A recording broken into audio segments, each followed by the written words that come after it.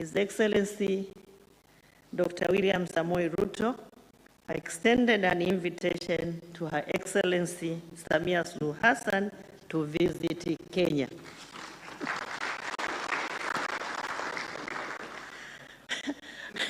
Number 14, Her Excellency Samia Suluhu Hassan thanked His Excellency Dr. William Samoei Ruto for undertaking the working visit to the United Republic of Tanzania and for his assurance to continue working closely in strengthening bilateral relations between the two countries.